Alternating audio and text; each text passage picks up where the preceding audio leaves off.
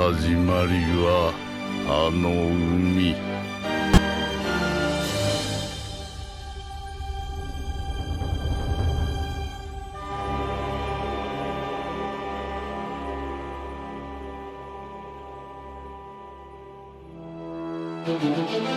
Bonjour tout le monde et bienvenue au Mon Corvo, voici Kitaro. Et voici Kamel Telojuro. Et bienvenue Yokozo Minasan pour la review détaillée, je l'espère, du chapitre 963 de One Piece, la suite des aventures d'Oden Kuzuki au pays des samouraïs, flashbackception, flashback dans un flashback, et l'arrivée, ça y est, de la légende, j'aurais bien aimé dire vivante, de Barbe Blanche. Un flashback, qu'on le veuille ou non, devient de plus en plus important. On a beau le redouter, on est là en mode ouais mais non, c'est Oden, c'est pas intéressant et tout. Ça devient vraiment de plus en plus important. On a le flashback le plus important même, j'ai envie de dire, du manga qui continue et surtout qui va apporter ici des éléments très importants sur ce qui va se passer plus tard dans le manga. Tout à sa place. Si vous n'avez pas compris certains personnages, qu'est-ce qu'ils font ici, pourquoi ça, pourquoi ces mots là, et vous inquiétez pas, on a un peu tout décrypté pour vous. Le chapitre 963 de One Piece permet un petit peu de baliser de manière chronologique le lore de One Piece si complexe.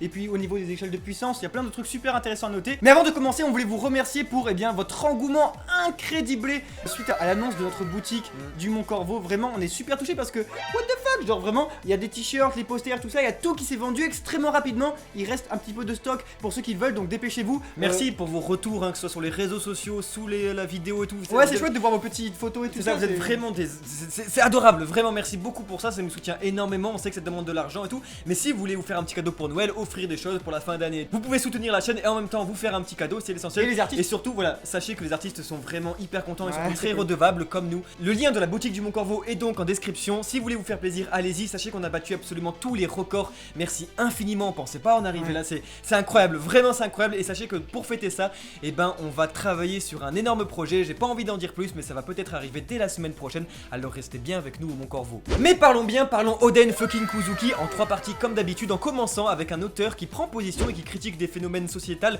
du Japon et surtout sa politique, avec l'arrivée de 3 petites créatures qui ne viennent pas du Japon féodal, qui ne viennent pas de Wano Kuni et qui donc vont poser problème. On enchaîne directement avec Orochi quand même, qui voulait devenir un petit peu shogun à la place du shogun et qui va réussir à semer la graine du doute, j'ai envie de dire, directement dans le verre de Sukiyaki qui va tomber malade. Et puis enfin quand même on va parler un petit peu de Shirohige. Oh putain c'est stylé, de Shirohige, on va parler de Barbe Blanche. On peut parler de Barbe Blanche en review. On va parler de Barbe Blanche et du coup un petit peu de tout ce qui l'accompagne quand même, parce qu'il n'est pas seul ici. Et surtout que si on va un petit peu s'étendre sur les échelles de puissance pour le personnage, on a quand même des trucs très importants vis-à-vis de son équipage, et notamment d'un Marco qui est un petit peu bleusaille à l'époque. C'est, oui, le baggy du game.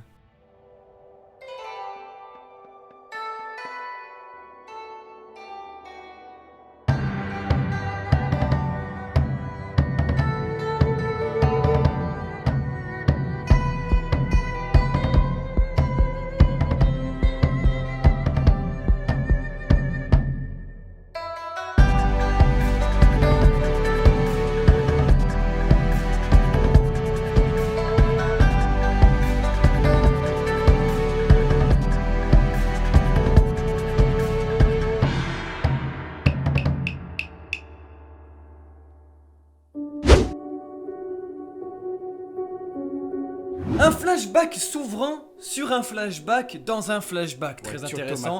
Bien joué Ichiro Oda. On a donc ici un flashback de la jeunesse de Nekomamushi et Inuarashi sur Zo. On apprend donc que l'alliance Kuzuki-Minx a été faite il y a des centaines d'années et donc sûrement pendant le siècle oublié. Plus intéressant encore, on voit même dans le même chapitre que Oden lui est au courant parce que Sukiyaki l'avait prévenu.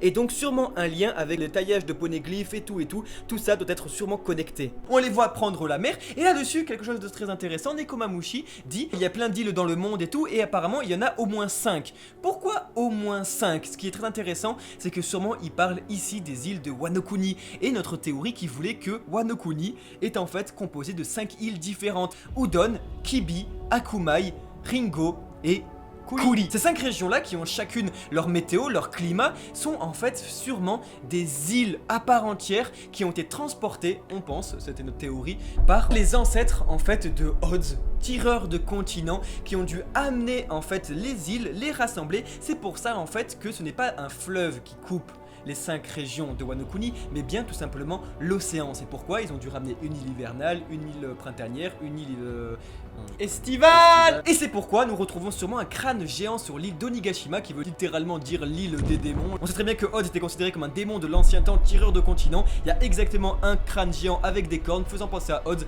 Moi je pense que tout ça va venir un peu s'emboîter plus tard dans l'arc, mais ici ces paroles-là n'ont rien d'un hasard. Si Nekomamushi dit « J'ai entendu parler qu'apparemment il y avait 5 îles dans le monde alors que la seule chose qu'il connaît c'est l'alliance Minx-Kuzuki », ça veut dire qu'il fait forcément référence à Wano Kuni. On a ici un mangaka qui utilise un sacré second niveau de lecture quand même parce que le premier, faut pas le négliger, c'est quand même l'humour qui est super intéressant avec Nekomamushi et Inuyarashi. Un Nekomamushi qui laisse sous-entendre que, étant donné qu'il est sur le dos d'un éléphant depuis sa tendre enfance, il ne connaît rien au monde et alors forcément, massacre, en fait il ne connaît pas, il croit que le monde il y a que 5 îles, c'est trop mignon, kawaii, t'es petit chat, alors qu'en fait non. Et c'est quand les Minx arrivent sur Wano Kuni que l'engagement de l'auteur ici prend tout son sens et surtout concernant le sakoku. Le sakoku ça veut dire en japonais la politique d'isolationnisme du Japon qui ici était très importante durant l'ère d'Edo. L'ère d'Edo c'est en gros 16e, 17e siècle et la première chose qui frappe ici c'est tout simplement le crucifiement en fait de Nekomamushi et Inuyarashi et surtout Kawamatsu, les trois qui sont étrangers au pays,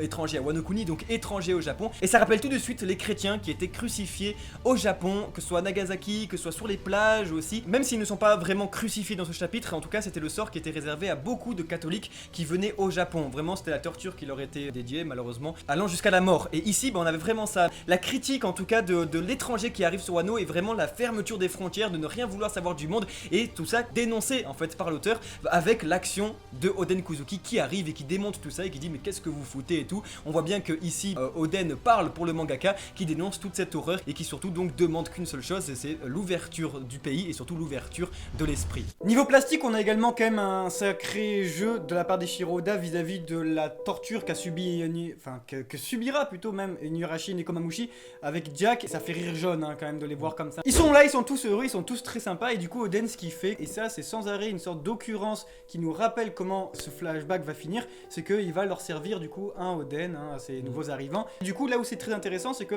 eh bien ils sont tous très heureux, c'est une véritable famille, trop mignon ce qui se passe à Oda. Alors là, énormément sur l'aspect mignon de ses protagonistes et du coup on se dit que là c'est un aspect totalement brise-cœur que s'il devait y avoir un traître. Ouais. Ça c'est quand même très important, c'est une notion importante puisque on a un flashback ici qui sans arrêt en fait va nous présenter à chaque épisode de ce flashback, chaque chapitre, des occurrences déjà présentées il y a longtemps. Et du coup ça on en parlera un peu plus tard mais ça nous permettra à la fin du flashback de comprendre de nouvelles lectures. Oui. Mais vraiment on a presque des cases qui sont redessinées, même on dirait elles sont reprises carrément vis-à-vis de Yasue etc. qui va choper les gamins. Ça nous rappelle sans arrêt la mort de Yasue, sans arrêt la mort future d'Oden.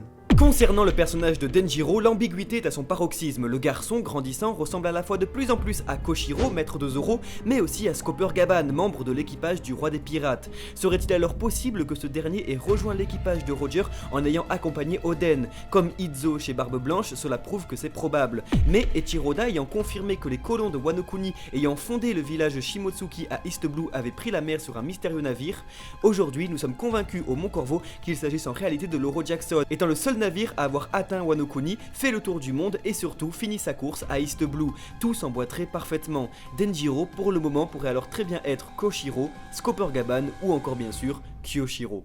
On n'a pas donc juste un flashback classique, voilà, pour nous montrer ci, pour nous montrer ça. Non, on a une véritable critique en fait de la politique japonaise et surtout donc encore une fois du sakoku dans un arc narratif qui se veut beaucoup plus intelligent que les autres, vraiment beaucoup plus compliqué. C'est ça qui est hyper intéressant. En tout cas impliqué parce que Oda quand même il fait des efforts sur tous ses arcs, mais là non, voilà, c'est personnel. C'est très personnel et quand même ça se veut déjà très historiquement parlant. Ça raconte quelque chose, c'est très pertinent et surtout en plus ici ça se veut éducatif. Tout simplement directement, ça fait un parallèle avec le chapitre 919 où on voyait carrément un cours où la prof disait aux élèves qu'est-ce que voulait dire sakoku, mais aussi qu'est-ce que veut dire kaikoku. Oda qui est en train d'expliquer, il donne du vocabulaire carrément à ses lecteurs en disant voilà aux petits japonais qui doivent lire ça, oh, d'accord, la politique isolationniste du pays, ça veut dire que les frontières sont fermées, kaikoku ça veut dire ouvrir les frontières, mais ça c'est pas bien, mais je comprends pas, ça veut dire qu'en plus on a un double message, c'est Eiichiro Oda qui ici condamne en fait et critique l'endoctrinement des enfants, le culte du chef, d'Orochi, donc voilà, c'est très intéressant comme quoi on a vraiment un arc très intelligent qui montre montre que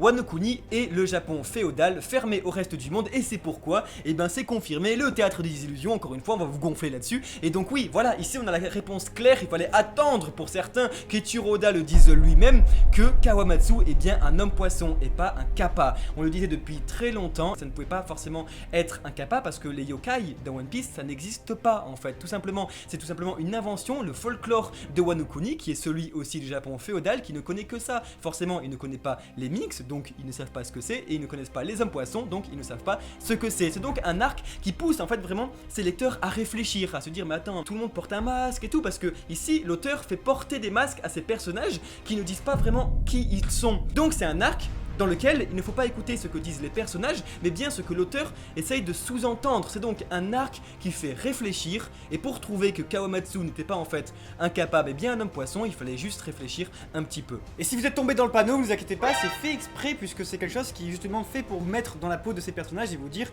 autrui, ce que vous ne comprenez pas, ce qui est au-delà de la première apparence, mérite de creuser un petit peu. C'est vraiment le but des cultures, de l'enrichissement personnel. L'habit ne fait pas le moine, hein. Ouais, voilà, ouais.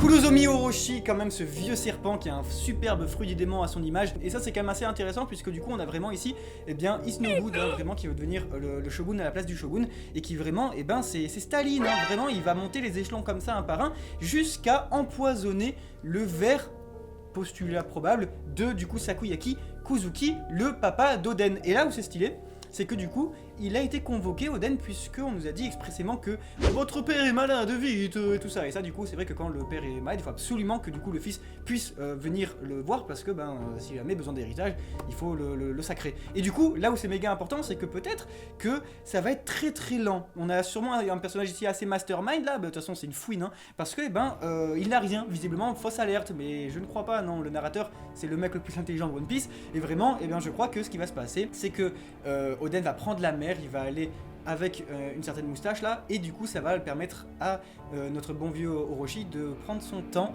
et de créer un pays un petit peu à son effigie. Et ce mec il veut faire un coup d'état silencieux en fait, hein. Et vu que du coup il n'y aura pas de descendance présente lors de l'avènement du prochain shogun, enfin qu'est-ce que vous voulez faire, et ça se trouve vous savez il va faire Seigneur vous êtes un peu ivre là, signez ce document. Non mais en fait il va faire vraiment Grima langue de serpent voilà. avec Oden. Il va lui dire clairement écoutez Seigneur, voilà, signer ce document c'est pour avoir des bonbons là, et à marquer je lègue tout à Orochi. Il sera très malade, il sera sur le lit de mort comme ça, et info sûr, il aura je pense l'aval du seigneur pour pouvoir devenir shogun, mais on va aussi savoir que du coup ça va être permis grâce à l'arrivée prochaine de Kaido. Plus tragique encore, nous apprenons dans ce chapitre que Oden donne de l'argent à Orochi et que ce dernier va carrément le dénoncer à Yasue dans le chapitre précédent. Cet argent pourrait alors servir à Orochi pour son coup d'état, complotant dans le dos des Kuzuki lorsque Oden sera en mer. Et cela expliquerait parfaitement alors la phrase de Yasue au chapitre 942. Toi qui étais si redevable à Oden, tu as comploté contre lui et tu t'es emparé du titre de shogun. Tout a été déjà dit, Orochi aurait pu très bien lui-même convoquer Oden à la capitale pour ensuite l'accuser d'avoir empoisonné son propre père pour prendre le pouvoir, et qui en plus fréquente des pirates. Tout l'accuserait, et c'est durant l'absence d'Oden avec Barbe Blanche que le serpent va donc sûrement en profiter pour endoctriner le pays et discréditer les Kuzuki. Tout ça avec les fonds offerts par Oden lui-même, prouvant que sa propre gentillesse et bienveillance l'auront conduite à sa mort. De plus, nous pouvons noter que ce flashback contient quelque chose de très intéressant, qui sont des images déjà dessinées par l'auteur, d'occurrences déjà présentes dans le récit, comme celle d'Oden contre Ashura Doji déjà présente au chapitre 920, ou encore celle des fourreaux rouges pris la main dans le sac par Yasue au chapitre 943. C'est pourquoi je suis convaincu que l'un des tout derniers chapitres de ce flashback, voire même le tout dernier, contiendra les dessins du chapitre 958 et le retour de Raftel sur le Ro Jackson. Cela expliquerait alors aussi pourquoi le mangaka aurait décidé de cacher l'apparence du personnage pendant si longtemps, tout simplement car il a dessiné à plusieurs âges, 18 ans à Akumai et 32 ans sur le Ro Jackson. L'auteur, voulant quand même dévoiler ces éléments pour avoir cet effet de révélation quand nous lecteurs les redécouvrirons, était alors obligé de cacher son personnage pour aussi garder un flou sur la chronologie. Voilà pourquoi le passé d'Oden est aussi important, il est la colle pour rassembler toutes les pièces éparpillées de ce récit déstructuré écrit durant 22 ans, et quand l'image finale sera complétée, nous en saurons alors déjà beaucoup plus sur la vie de Roger, de Barbe Blanche et sur le One Piece.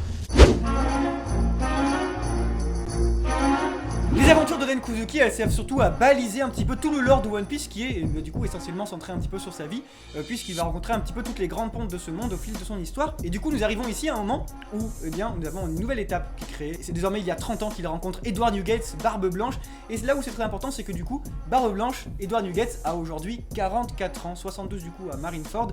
Et 44 ans, ça veut dire que du coup Oden en a 27, Roger en a 47 et on a un petit Shanks qui par exemple en a 9. Et du coup ça vous situe un petit peu dans l'idée que tout cela remonte, mais que surtout nous avons un Edward Newgates qui a quitté l'équipage des Rocks puisqu'il a été destitué il y a 8 ans. Et ça c'est très important puisque ça semble quand même extrêmement loin, faut se le dire. Vous imaginez quand même tout le parcours du coup de ce personnage là qui commence un petit peu à créer son équipage et qui atterrit comme tous les pirates, hein, comme tout pirate qui se doit, eh bien, se crache totalement avec son navire sur la baie de Wano.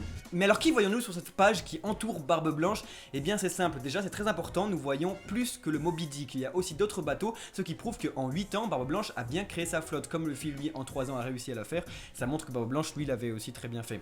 Donc nous voyons déjà 3 alliés, André, Epoida et Watibé. Mais en plus de ça, eh bien, on a tout simplement les commandants de flotte de Barbe Blanche, qui sont Fossa, commandant de la 15e flotte, Atmos, commandant de la 13e flotte, King Ju, commandant de la 11e flotte, Raikyo, commandant de la 7e flotte, Vista, commandant de la 5e flotte, Joz, commandant de la 3e flotte, et surtout Marco le Phénix, commandant de la première flotte de Barbe Blanche, bras droit de l'empereur, qui est le bleu. Quelle surprise de Chiroda qui fait le subversif en disant ah bah non, vous croyez qu'en fait il était là depuis le début, bah non, il est là depuis Il y a la théorie qui voudrait que forcément, bon ben s'ils font ça c'est peut-être parce que c'est un traitement entre équipages qui se connaissent et c'est parce que Marco est mort et qu'il s'est réincarné grâce à son fruit et que je sais pas, ça se trouve le phénix, lorsque vous mourrez, eh bien vous avez une croissance extrêmement rapide jusqu'au moment où vous êtes mort. C'est sous commune mesure en réalité que du coup ben ouais c'est le bleusaille parce que ben hey, Marco 4ème du nom ça va ou quoi. On ne sait pas trop parce que c'est quand même extrêmement surprenant que ce personnage là, avec un potentiel heuristique si fort, il puisse être le bleu de l'équipage. Surtout que c'est le premier, ça a été dit hein, plusieurs fois, c'est le premier confident de Barbe Blanche. Alors bon, la vraie question qui intéresse les Français ici, c'est quand même, eh bien, est-ce que Barbe Blanche est à son pic non mais c'est vrai, hein, est-ce que à ses 44 ans il est à son pic? Je pense sincèrement que oui, parce que Shiroda il va pas s'amuser à nous le montrer à 35 ans, à 33 et 2 mois. Non, je pense que à 44 ans c'est vraiment le pic. J'ai pas les mots, c'est-à-dire que vraiment le choc, tout ça et tout, je pense qu'on verra pas la suite. Bah c'est hyper intéressant surtout de voir en fait la puissance d'Oden qui lui sourit en face, Barbe Blanche en sueur. Oden Kuzuki c'est un Roger, c'est un Luffy, c'est quelqu'un qui était beaucoup trop puissant en fait pour ce game, pour ce monde. De voir vraiment Oden arrivant vers lui et disant ouais vas-y prends-moi dans ton équipage, je veux partir et tout. C'est vraiment Roger qui va voir Hailey qui lui dit ouais vas-y elle est bien ta barque, on se casse. On a vraiment ça, on a vraiment les mêmes mentalités comme Luffy, pareil qui est là en mode vas-y rejoins mon équipage, bah lui c'est pareil, c'est vas-y je viens avec toi. On a vraiment des personnages qui se ressemblent énormément dans la mentalité. Et surtout quand même la deuxième question qui tracasse tous les Français, c'est à ce moment là quand est-ce qu'arrive Kuzuki Toki. Parce que très important, nous sommes à moins 30 ans et normalement Momonosuke en a 28. Ça veut dire qu'il arrive dans 2 ans, dans maximum 2 ans. Donc si on prend 9 mois de grossesse, ça veut dire que Toki Kuzuki devrait arriver très prochainement. Elle va devoir arriver, parce que voilà, si tu fall in love et tout, tu fais pas un enfant comme ça. Bon, on parle quand même d'Oden Kuzuki, donc tout peut arriver. Mais en tout cas, vraiment, ça montre que l'arrivée de Toki Kuzuki est imminente et surtout ça montre qu'elle n'est pas originaire de Wano. Je pense vraiment que Oden, grâce à Barbe Blanche, en sillonnant un peu l'océan, et ben va la trouver quelque part et qui va la ramener sur Wano Kuni, fonder sa famille. À ce moment-là, on peut noter que pour voir Roger, Oden quitte femme et enfant. Et ça, ce serait important quand même, parce qu'il va quitter Momonosuke dans tous les cas. Le dernier pont serait fait dans tout ça, en plus de celui du chapitre 958 que moi j'attends beaucoup, ce seraient les paroles de Momonosuke au chapitre 820 qui disait « J'étais tout petit, je m'en rappelais pas trop, mais j'ai rencontré Goldie Roger, ce serait incroyable, c'était il y a 4 ans et demi environ, c'est fou, moi ça me rend dingue de savoir que vraiment... » Et bah il disait vraiment je suis trop petit, je m'en rappelle pas trop. Et Usopp qui est là en mode ouais gros mytho, c'est pas possible. Et bah non putain c'est vrai, c'est trop bien écrit, c'est ouf. Et pour lui c'était récent dans sa tête. C'est ouf parce que quand on pense à tout à penser, à toutes les histoires, à toute la chronologie et tout, et ben ouais. Et ben là ça s'emboîte vraiment. On va voir Oden trouver Toki, tomber amoureux, avoir Momonosuke qui rencontre Roger et Oden qui abandonne Toki, Iori et Momonosuke pour partir découvrir le One Piece. Merci beaucoup les amis d'avoir suivi cette vidéo, on espère qu'elle aura été assez exhaustive sur le chapitre 963 de One Piece. On se dit à très bientôt pour de nouvelles vidéos. C'était Kamaltero et c'était Kitaro. Ciao ciao.